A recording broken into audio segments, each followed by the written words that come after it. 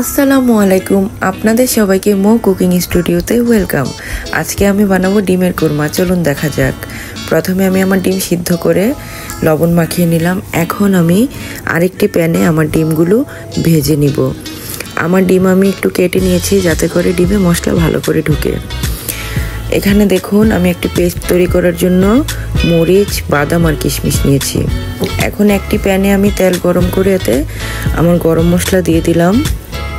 গরম মশলা আমি 1 মিনিট ভেজে এতে আমি আমার পেঁয়াজ বাটা অ্যাড করব। ডিমের কোরমাতে চেষ্টা করবেন পেঁয়াজের পেস্ট ব্যবহার করতে। আমি এখানে 1 কাপ পেঁয়াজ বাটা ব্যবহার করেছি। পেঁয়াজ কিছুক্ষণ নেড়ে চেড়ে নিব।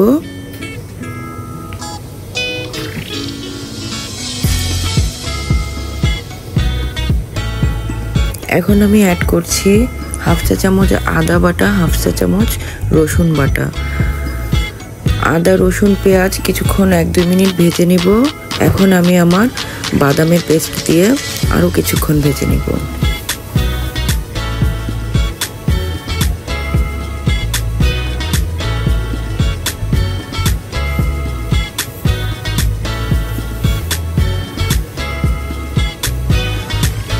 এক মিনিট ভালো করে ভাজা হয়ে গেলে এখন আমি আমার গুঁড়া শুকনো মশলা ব্যবহার করব। 1.5 চা চামচ ধনিয়ার গুঁড়া আর হাফ চা চামচ মরিচের গুঁড়া আমি ব্যবহার করেছি। ভালো করে নেড়ে চেড়ে আমি এতে পানি অ্যাড করে আমার মশলা কষিয়ে নিব। যখন মশলার উপরে ভালো করে তেল উঠে যাবে তখন বুঝে যাবেন যে আপনার মশলা কষে গিয়েছে।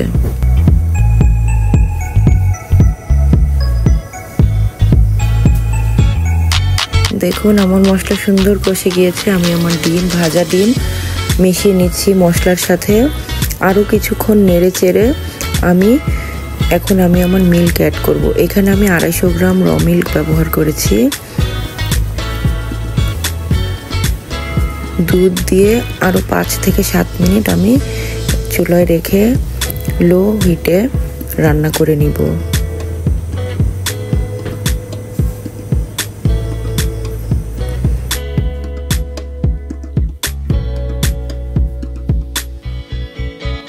এখন অ্যাড করে নিব 3-4টি কাঁচামরিচ আর 1 চা চামচ ঘি। ঘি আর মরিচ দেওয়ার পর অনেক সুন্দর একটি স্মেল আসবে। আর এই ঘি দেওয়ার কারণে আপনার খাবার অথেন্টিক টেস্ট দিবে আপনাকে। এভাবে রান্না করে দেখুন, খুব টেস্টি, খুব অথেন্টিক একটি ফিল পাবেন ঘরে বসে। দেখুন আমার ডিমের কোরমা হয়ে গেছে। আমি এখন কিছু পেঁয়াজ বেরেস্তা দিয়ে দিলাম। এতক্ষণ এত কষ্ট করে আমার ভিডিওটি দেখার জন্য আপনাদের সবাইকে অসংখ্য ধন্যবাদ।